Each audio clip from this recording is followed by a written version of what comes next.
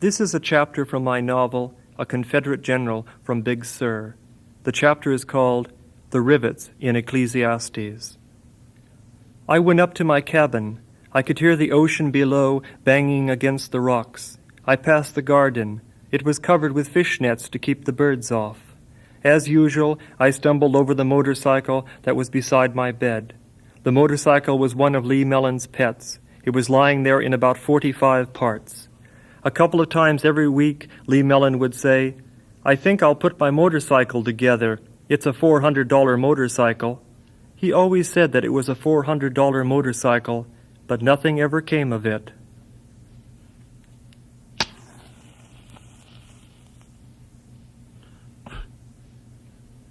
I lit the lantern and was enclosed within the glass walls of the cabin.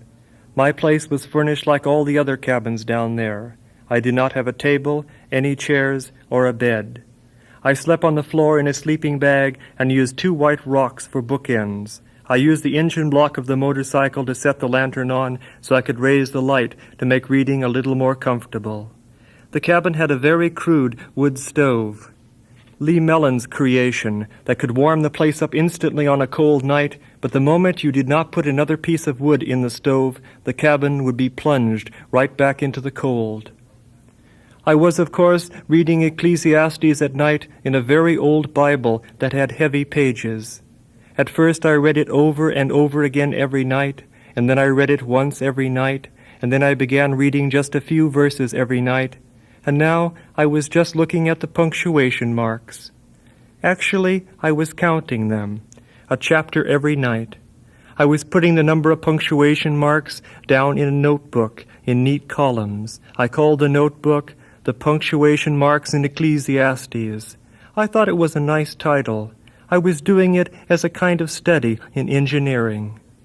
Certainly before they build a ship, they know how many rivets it takes to hold the ship together and the various sizes of the rivets. I was curious about the number of rivets and the sizes of those rivets in Ecclesiastes, a dark and beautiful ship sailing on our waters. A summary of my little columns would go something like this.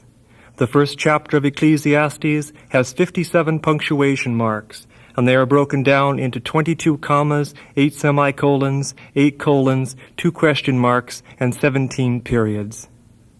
The second chapter of Ecclesiastes has 103 punctuation marks, and they are broken down into 45 commas, 12 semicolons, 15 colons, 6 question marks, and 25 periods. The third chapter of Ecclesiastes has 77 punctuation marks, and they are broken down into 33 commas, 21 semicolons, 8 colons, 3 question marks, and 12 periods.